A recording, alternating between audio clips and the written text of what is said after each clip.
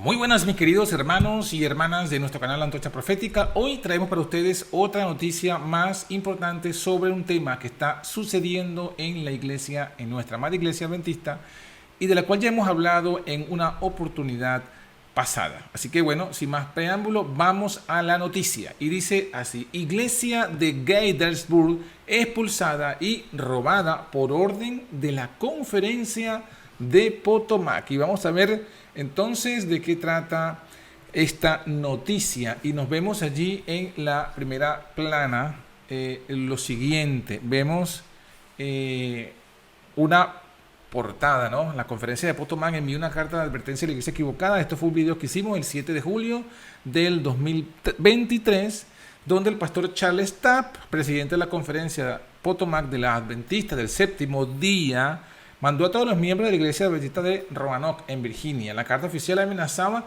con retirar a la iglesia de Roanoke de la fraternidad de las iglesias de las conferencias de Potomac si no enmendaban su camino. ¿Cuál camino? El de haber invitado a Esteban Bohr a las conferencias que iban a hacer. Pues esto se está repitiendo ahora en la iglesia adventista de Gaithersburg.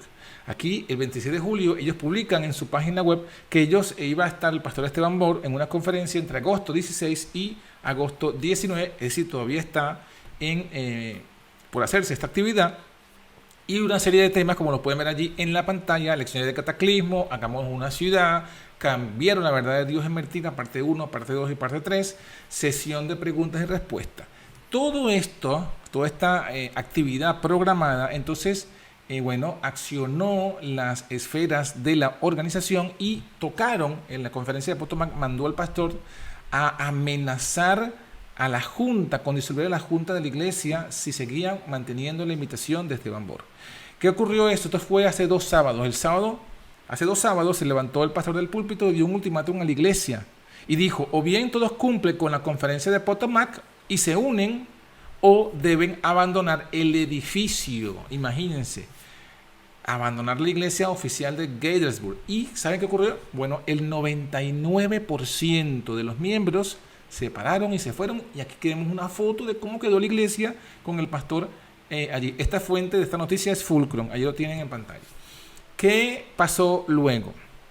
La noticia nos habla de lo que ocurrió, ¿no?, en la iglesia de Gaithersburg. Esa iglesia está ubicada en Maryland, es una iglesia hispana del norte de Washington, y están bajo la conferencia de Potomac. Ahora, como ya dijimos, el pastor le dijo a la junta de la iglesia que no es válida la junta porque están en rebelión. ¿En rebelión con quién? Con la conferencia de Potomac. ¿Y por qué? Por no cancelar al pastor Bohr. Y que si los miembros, inclusive avanzó más y dijo que si los miembros de la iglesia persistían en que Bohr viniera, posteriormente serían disuelta la iglesia y los miembros eliminados o excomulgados. Esto ocurrió, esta noticia es del 2 de agosto de 2023. Y bueno, como lo dijimos, entonces el sábado por la noche él se levantó, hizo el ultimátum, el 99% de la iglesia se fue. Y a partir de allí el pastor decidió no reconocer a ninguno de los líderes como miembros, e incluso exigió que entregasen todas las finanzas dentro de 24 horas o si no enfrentarían mayores repercusiones. ¿Cuál fue el crimen de esta iglesia? Bueno, invitar al pastor retirado Esteban Bohr. Los líderes de la junta y de los ancianos solicitaron varias veces reunirse con los líderes de la conferencia, ¿sí?, el órgano superior. Pero el pastor dijo que no se reunirían con la iglesia. Y les dijo y los advirtió: si ustedes se van con otra conferencia igual, nosotros nos quedamos con las ofrendas ahorradas. Sin embargo, bueno, la iglesia se mantuvo y la invitación a Esteban Bohr todavía se mantiene según lo programado. Esto fue la noticia hasta el 2 de agosto. Y ahí vemos pues en la página oficial de la iglesia de Gaithersburg, la iglesia adventista, ellos mantenían la invitación y la programación del pastor Esteban Bohr. Ahora, ¿qué ocurre? Bueno, el viernes 3 de agosto se hace una convocatoria, la iglesia hace una convocatoria, el sábado no, el 3 de agosto fue, creo que jueves, hace una convocatoria para reunirse al aire libre, dado que el pastor los había votado de la iglesia y les había prohibido la entrada. Entonces la iglesia en general hizo una convocatoria. ¿Para qué? Para reunirse allí en el Ridgett Road Recreational Park, allí al aire libre, Ellos invitaban, tendremos nuestros cultos sabáticos, estaremos iniciando a las 9 de la mañana y después del culto repartiremos dicho almuerzo. Así dice aquí abajo la invitación que fue publicada pues en la página oficial de Facebook. Ahora, ¿qué ocurre? Bueno, ocurrió lo que debió ocurrir. El 5 de agosto la iglesia se reunió al aire libre, vimos allí el anciano predicando, luego reunidos los hermanos, comiendo, disfrutando en el Señor, a pesar de que estaban bajo persecución, bajo situaciones apremiantes. Luego lo que sucede es que ese mismo sábado, mientras ellos estaban allí en la reunión al aire libre, el pastor de la iglesia se robó los equipos de la iglesia mientras se reunían. Y pueden ver las fotos allí, llevó su camioneta, se llevó todos los equipos, se llevó pues, aquí debía estar una corneta, un altavoz, se lo llevó, se llevó los equipos de transmisión, bueno, mira, aquí está a la parte inferior derecha, se ve toda la mesa con la silla donde comen y luego a la parte al lado, conjunta, vemos cómo está totalmente vacía. Se llevó también el púlpito donde estaba allí Iglesia Bendita de Gettysburg, se lo llevó sin ningún permiso, sin ninguna autorización de la Junta. Acuérdense que esto pertenece. Ahora, ¿qué hizo la iglesia el 7 de agosto? Es decir, 2 días después, es decir, el día lunes, hoy estamos a martes, o sea, ayer, la iglesia de Gettysburg hizo su declaración oficial y dice: por este medio queremos hacer público que el pasado 5 de agosto, mientras teníamos nuestro culto divino en el parque del pastor Jonas Vaca, junto a su hijo, menor de edad por cierto, llegaron al templo de la iglesia donde nos reuníamos a prácticamente saquear todas las pertenencias de la iglesia, tales como computadora, audio mixer, proyector y su pantalla, púlpito, ¿qué más se llevó? Micrófonos, sillas, mesas, bautisterio, speaker, entre otros. Por medio de los dueños del templo, o sea, el local, se nos hizo saber que el pastor Vaca estaba solicitando la llave del cuarto de sonido. Los ancianos se hicieron presentes para que el pastor Vaca mostrara un documento de la conferencia de Potomac autorizándolo a llevarse las pertenencias de la iglesia, a lo cual no tenía ninguno. Al final, para evitar problemas, se le permitió acceso al cuarto de sonido y mientras los ancianos documentaban todo para tener evidencia de lo sucedido, ¿qué hizo el pastor? Dice, los amenazó de llamar a la policía. Fíjense lo tremendo, cómo entonces está usando el poder civil la iglesia, los líderes. Esto es tal como los fariseos de la época de Cristo, ¿no? Que apelaron a Roma y llamaron a César para meter preso a Jesucristo. Es triste y lamentable el abuso de poder que demuestran este tipo de personas como el pastor Jonas Vaca. Estamos leyendo la carta abierta. Como consecuencia de defender los principios bíblicos, gracias a Dios, la iglesia de Gettysburg Spanish SDA se mantiene unida a pesar de las adversidades y obstáculos. ¿Sí? ¿Qué más dice? Nos han despojado de todas nuestras pertenencias a la iglesia, pero nunca nos despojaron de la presencia de Dios. No dudamos que el Señor proveerá todo lo necesario para iniciar de cero nuevamente y nos seguirá guiando hasta llegar a la Canaán celestial. Entonces, noten, mis hermanos, lo terrible, ¿no? Lo terrible de esta situación en la que, han tomado pues estas acciones, el pastor ha tomado estas acciones casi del propio de un delincuente y bueno, sorprendente cómo la conferencia de Gettysburg no ha dicho al respecto absolutamente nada. Ahora, sigamos leyendo o sigamos viendo la noticia al respecto de lo que ha venido ocurriendo. ¿Qué más tenemos aquí? Bueno, ahora vamos a leer la impresión o la forma en la que comenta esta página llamada Adventist Today, que es un medio adventista pero liberal, muy liberal. Pero sin embargo, miren lo que dice, ¿no? Ellos explican que la causa de la actitud de la conferencia y del pastor es que Esteban Bor es semi-arriano, o sea, no trinitario. Aquí ellos ponen esto en su página. Si bien las iglesias locales como Gettysburg pueden apreciar los temas escatológicos, pocas veces filtran las agendas de predicadores como Esteban Bor, que promueven la teología de la última generación y la teología calvinista de la supremacía masculina. Mírense esto tan tremendo, ¿no? Ellos están claramente, abiertamente diciendo, mira, lo que pasa es que nosotros no estamos de acuerdo. Aplaudimos lo que ha hecho el pastor Jonas, aplaudimos lo que ha hecho la conferencia porque no estamos de acuerdo con lo que ha hecho Esteban Bor.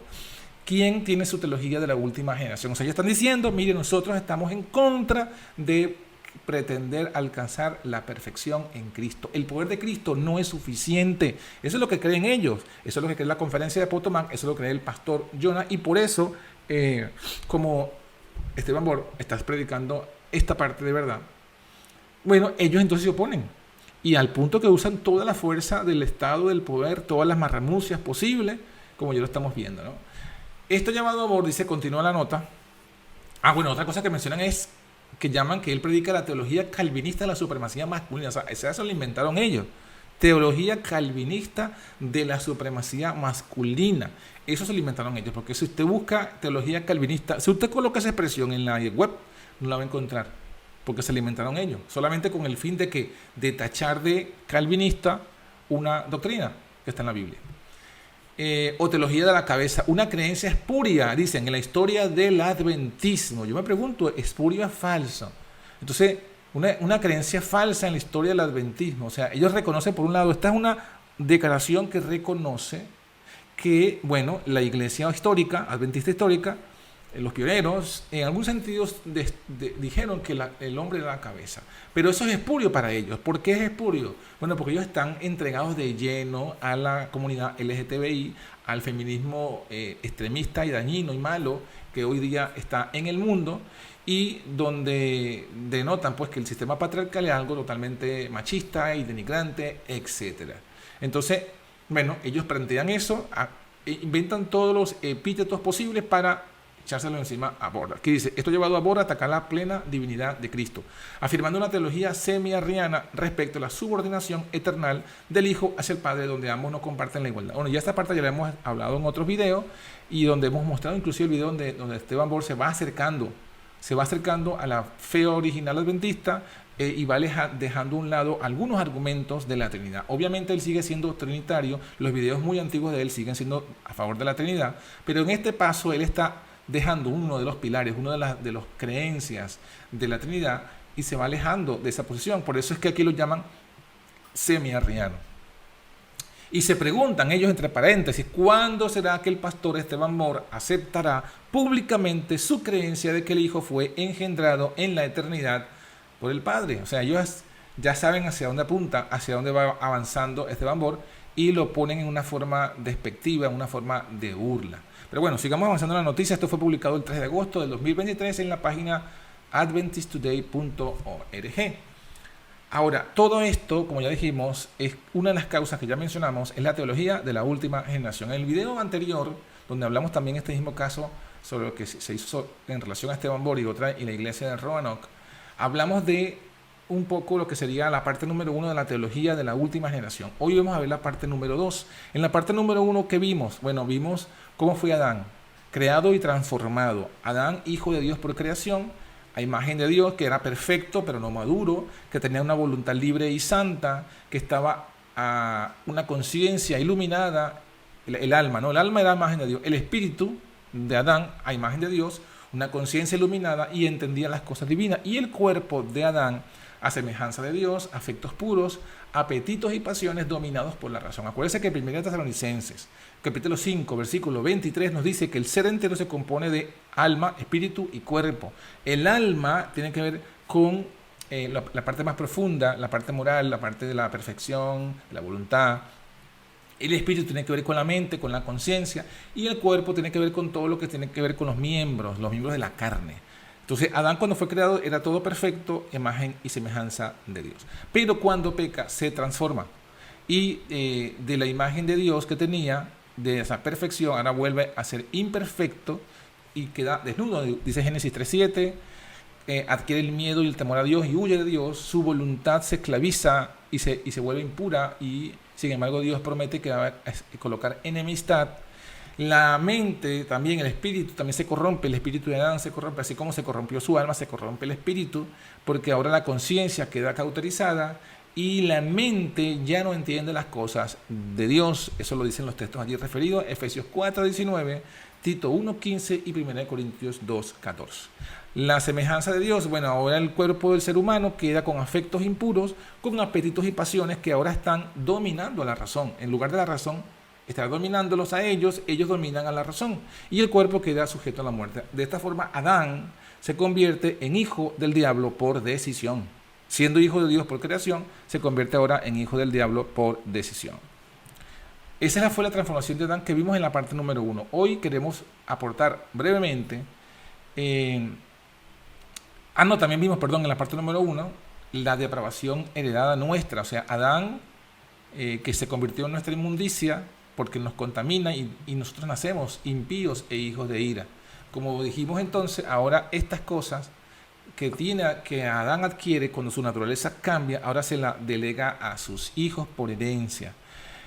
Ahora esa imperfección e inmadurez, esa voluntad esclava, la transmite por herencia, esa alma, ¿no? Ese espíritu con conciencia cauterizada, ese espíritu que no entiende las cosas de Dios, o esa mente que no entiende las cosas de Dios, la hereda a sus hijos, y esos afectos impuros, apetitos y pasiones dominando la razón, también son heredados en el cuerpo. Entonces, ¿qué queda? Que nosotros nacemos, como dice allí, impíos e hijos de ira. El alma queda cautiva a la ley del pecado. ¿Sí? Romanos 7:23 dice que, Pablo dice que, aunque entendamos con la mente la ley, somos llevados cautivos. O sea, somos esclavos. Somos hijos de ira, según Efesios 2:3, eso también lo heredamos. Eso es el alma cautiva, el alma hijo de ira. El espíritu de los hijos de Adán se hace ahora a imagen y semejanza del Adán caído, lo dice Génesis 5:3 y Génesis 6:14. Nacemos bajo la ley, Romanos 3:9 y Romanos 3:9 y 19. Y Romanos 5, del 17 al 19, nos dice que nosotros fuimos, por el pecado de Adán, recibimos la muerte, recibimos la pecaminosidad y la culpa. También que se dice en Gálatas 3:10 y 23 que nacemos bajo la ley, culpables, por el pecado no nuestro, sino de Adán. Y nosotros, con toda esa carga, entonces desarrollamos una mente carnal, porque además de heredar el pecado, participamos del pecado. Obviamente, si somos esclavos y cautivos y somos llevados cautivos al poder del pecado, pecamos. Y desarrollamos ahora una mente carnal con propensión, lo dice Colosenses 2:9 y Salmo 51:5.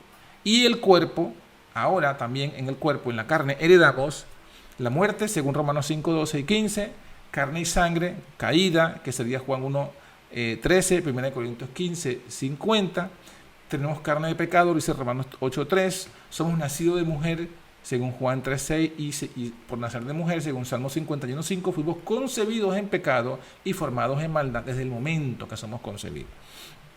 Eso es lo que significa estamos bajo la ley del pecado, el cuerpo está bajo la ley del pecado, Romanos 7:23, la carne que tenemos tiene tendencias y deseos, Gálatas 5:16, Romanos 7:5, Romanos 8:6 y 7, que nos habla de que la carne tiene voluntad, tiene intención, tiene designios que son contra la ley de Dios.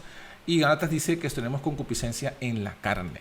Y Efesios 2:3 dice que la carne tiene voluntad y que estamos sujetos, esclavos a la voluntad de la carne. Es lo que dice Romanos 7:23, como lo tenemos aquí. Veo otra ley de mis miembros que se revela contra la ley de mi mente, de mi espíritu, y me lleva cautivo. Me lleva cautivo a la ley del pecado que está en mis miembros. Ya no somos libres, sino que somos cautivos. Lo que vemos ahora sí, entramos en la parte 2. En la parte 2 es Cristo. Jesucristo hereda todo eso. Él recibe todo ese pecado por herencia y por imputación. Por las dos razones. Recibe nuestro pecado por herencia y recibe nuestro pecado por imputación. Todo eso que teníamos, que vimos que lo heredamos todos los hijos de Adán, ahora Jesús lo recibe, pero con ciertas diferencias. ¿Por qué? Porque vamos a ver aquí, en la parte izquierda tenemos lo que ya tenemos todos los hijos de Adán nuestra inmundicia. Se dice que Jesús, el ángel le dice a María, que Jesús sería el santo ser que nacerá. Pero ¿qué sería de todo el ser? Acuérdense que el ser es espiritual, mi cuerpo. ¿Qué sería de todo el ser de Cristo? ¿Qué sería lo santo? ¿Sería el que tendría cuerpo santo, espíritu santo y alma santa? Bueno, vamos a verlo según los versículos, ¿no? Según Lucas 1:35 es donde dice que el santo ser que nacerá. Entonces lo que está hablando es del alma, porque el cuerpo de Jesús no es santo, es el alma, porque el alma de Jesús era libre a la ley del pecado. Jesús nació libre, nosotros nacemos esclavos. Por eso nosotros somos llamados hijos de ira, pero Jesús es llamado, dice el ángel, se ha llamado hijo de Dios. Lucas 1:32 y 1:35. Sin embargo, a pesar de que él nace libre y su alma nace libre, dice Isaías 53:6, y Mateo 26:38, que Jehová cargó en él el pecado nuestro. O sea, que él nace libre, pero se hace pecado. Jehová le carga el pecado, pero el pecado no de él, sino el nuestro. En el Espíritu, Jesús también tiene imagen y semejanza de Dios, dice Hebreos 1:3. Sin embargo, se fue hecho a semejanza de Adán caído. Su espíritu fue hecho a semejanza del espíritu de Adán caído. Nace Jesús del Espíritu, Lucas 1:35. Sin embargo, se le imputa nuestra carne. Sí, porque él nace en el Espíritu, pero es concebido en la carne. María lo concibe por gracia en su vientre, pero dice que fue hecho. Aunque fue concebido por gracia, también fue hecho bajo la ley. Lo dice en Gálatas capítulo 4, versículos 4 y 5. Y ya sabemos que ser hecho bajo la ley es culpable. O sea, fue hecho. La palabra dice hecho bajo la ley. ¿Qué quiere decir? Que él fue colocado bajo la ley por imputación, porque se le imputó nuestra culpa, no de sí mismo, porque él no pecó. O sea, él no estuvo bajo la ley por su pecado propio, sino que él estuvo bajo la ley por nuestro pecado. Nació con una mente espiritual, sin embargo se le imputó una mente carnal y con propensión a Cristo en su mente, pero por imputación. Repito, no por sí mismo, sino por imputación. Segunda en Corintios 5:21 nos dice que Jesús, al que no conoció pecado, por nosotros lo hizo pecado. O sea, Dios hizo a Jesús pecado, lo convirtió en pecado, lo llenó de pecado. Pero nuestro pecado, no el pecado de Él, lo hizo por nosotros para hacer un sacrificio expiatorio, es decir, para ocupar nuestro lugar, pagar nuestra deuda y darnos entonces una vía de escape. Eso es lo que está diciendo el texto. Y en cuanto al cuerpo de Cristo, heredó lo mismo que cualquier hijo de Adán. Él heredó la muerte, era mortal, dice Hebreos 2:9. Él heredó carne y sangre, dice Juan 1:14 y Hebreos 2:14. Dice que participó de la misma carne y sangre que los hijos. En Romanos 8:3 y Hebreos 2:17 dice que esa carne era carne de pecado, que Jesús tenía carne de pecado y se refiere al cuerpo, no se refiere al alma ni al espíritu. No dice que tenía alma de pecado, no dice que tenía espíritu de pecado, sino que tenía carne de pecado.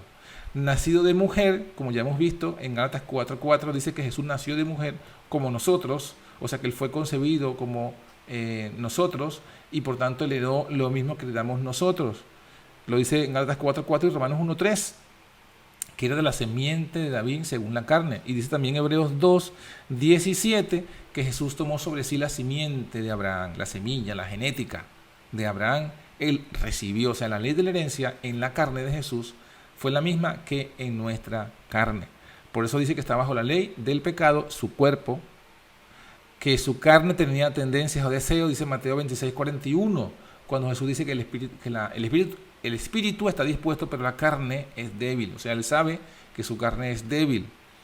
Y también dice Filipenses 2:5-8 que él fue hecho a la semejanza nuestra, que tomó la forma humana con concupiscencia en la carne, no en la mente, ni en el alma, ni en el espíritu. Y que la carne de él también, teniendo pecado, tenía voluntad, pero él mantuvo esa carne sometida. Es lo que dice Romanos 8:3 cuando dice, condenó al pecado en la carne. Es decir, condenó al pecado a que se quedara en la carne. El pecado de Jesús estaba en su carne, porque lo dice, condenó al pecado en la carne. Entonces, el pecado que Jesús tenía en su carne, porque era carne de pecado, se quedó en la carne, no pasó ni al espíritu ni al alma. Ese es el punto.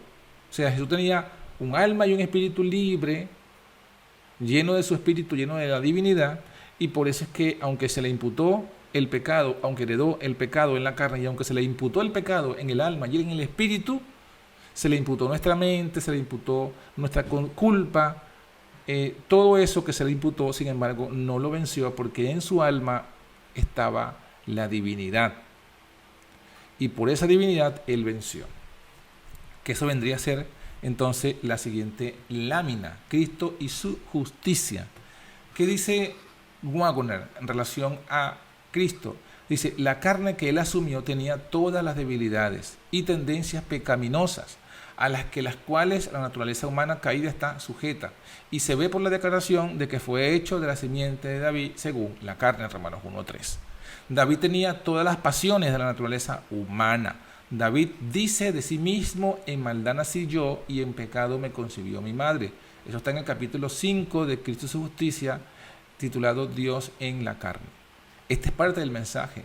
de 1888. Ahora, ¿qué otra cosa nos dice Waggoner en cuanto a la justicia de Cristo? Dice un punto más, y podremos aprender la lección completa en relación con el hecho de que el Verbo se hizo carne y habitó entre nosotros. ¿Cuál es?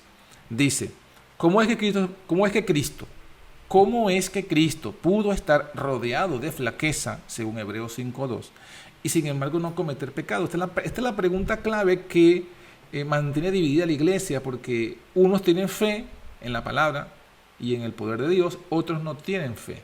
¿Por qué? Porque algunos piensan, como dice aquí, vamos a leer lo que comenta Waggoner. Waggoner responde a Rabanok y a toda esta iglesia oficial esto. Algunos han pensado, por lo leído hasta aquí, que rebajamos el carácter de Jesús por denigrarlo hasta el nivel del hombre pecaminoso. Al contrario, estamos precisamente exaltando el poder divino de nuestro bendito Salvador, quien descendió voluntariamente al nivel del hombre pecaminoso. ¿Sí? Descendió al nivel del hombre pecaminoso, ya lo hemos visto, para que pudiera exaltar al hombre a su propia naturaleza inmaculada, pureza que retuvo bajo las circunstancias más adversas. Su humanidad solamente veló, atención, aquí está la parte clave, su humanidad solamente veló su naturaleza divina, mediante la cual estaba conectado inseparablemente con el Dios invisible y que fue más que capaz de resistir exitosamente la debilidad de la carne. O sea, ¿cómo venció Cristo si tenía carne de pecado? Si nació bajo la ley, si Él se le encargó nuestro pecado, si Él tenía carne de pecado, si fue hecho bajo la ley, si se le imputó nuestra mente carnal y tenía la misma carne de pecado y la misma concupiscencia en su carne que nosotros. ¿Cómo es que pudo vencerlo? Porque Él tenía su divinidad. La divinidad estaba en Él y con esa divinidad estaba conectado con Dios. ¿Y qué pasa? ¿Qué significa eso? Bueno, que ese poder divino que habitaba en Él le dio la victoria, porque el poder de Dios es más poderoso que el poder del pecado. Donde abundó el pecado, sobreabundó la gracia. Esto quiere decir que el poder del pecado sí que es fuerte, pero más poderoso es el poder de Dios, valga la redundancia. Más poderoso es el poder de Dios que el poder del pecado. Entonces, si yo tengo mucho pecado, pero tengo el poder de Dios, yo lo venzo, es fácilmente vencible. Aquí lo explica, Waggoner sigue explicando, hubo en toda su vida una lucha. La carne de Cristo, está hablando, la carne afectada por el enemigo de toda justicia, tendía a pecar. La carne de Cristo, la carne, no el espíritu ni el alma, la carne, el cuerpo. La carne de Cristo tendía a pecar. Sin embargo, su naturaleza divina, que moraba en el alma y en el espíritu, su naturaleza divina nunca albergó, ni por un momento, ni un mal deseo, ni vaciló jamás su poder divino.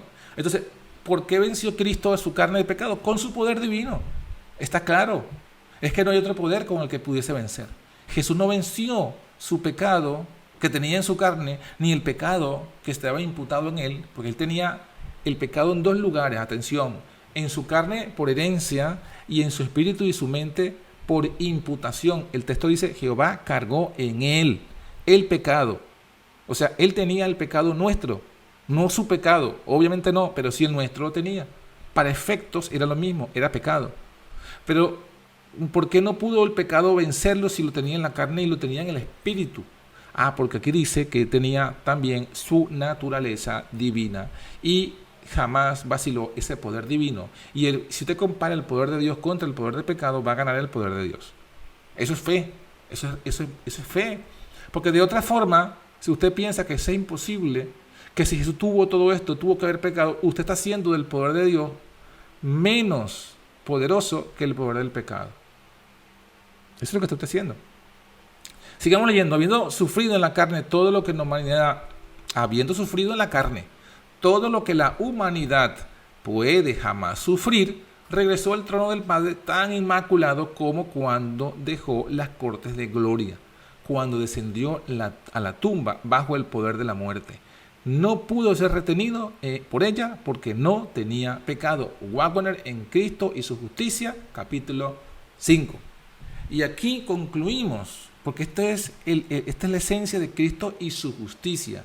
El mensaje eran dos cosas: Cristo, cuál era la naturaleza de Cristo, que Cristo vino con una herencia como la nuestra de la carne, heredó nuestra misma carne de pecado, heredó nuestro pecado y se le imputó nuestro pecado. Jehová cargó en él el pecado nuestro. Y sin embargo, con todo eso, él venció, no pecó. ¿Por qué? Por su poder divino, por su divinidad.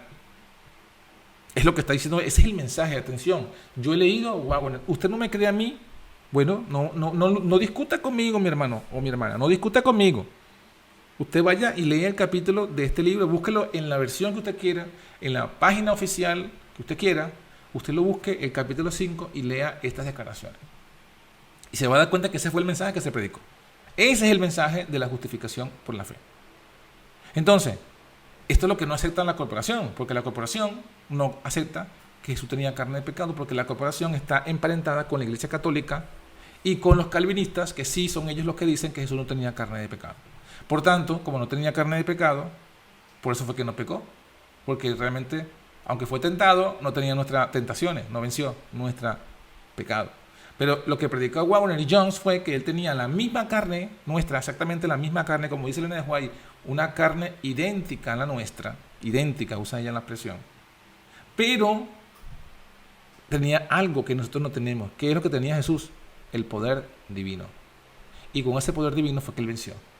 Ahora, ¿cómo yo puedo entonces vencer? Yo entonces necesito algo. Bueno, eso va a ser la parte número 3 en la próxima semana. Que Dios te bendiga y date cuenta, porque la profecía lo dice, que ya lo advertía, que todos los que abrazasen este mensaje y que predicasen este mensaje serían perseguidos por la oficialidad. Eso es lo que dice la profecía sobre la apostasía omega, y eso es lo que dice la profecía de Elena de White sobre el mensaje de Waggoner y Jones, que sería rechazado en todas las iglesias, en las conferencias, y sus miembros serían expulsados. Así que los hermanos que están sufriendo esto allá de la iglesia de Roanoke primeramente y ahora de Gettysburg están cumpliendo la profecía. Yo los invito a que sigan avanzando por la fe, ¿sí? La fe dada a los santos. Ubor es un instrumento y hasta el momento tiene algo de verdad, pero todavía le falta algo para tener el mensaje completo. La hermana Joy habla de Waggoner y de Jones. Lean estos libros, ese es el mensaje, está completo. Es Cristo y su justicia. Que Dios les bendiga hasta la semana que viene. Chao, chao. En un mundo lleno de confusión, violencia y maldad, hoy sí puedes tener luz en la oscuridad. Aún sí hay esperanza. Por eso te invitamos a escuchar La Antorcha Profética, donde recibirás la única y verdadera profecía ante este tiempo final. Entérate de lo que realmente debes hacer para salir victorioso sobre Babilonia, la bestia, su imagen y su marca. La Antorcha Profética. Porque en este tiempo de oscuridad somos bendecidos al poseer la palabra profética más segura, la antorcha que alumbra el lugar oscuro hasta que el día esclarezca y el lucero de la mañana salga en nuestros corazones. La Antorcha Profética, conducido por John García.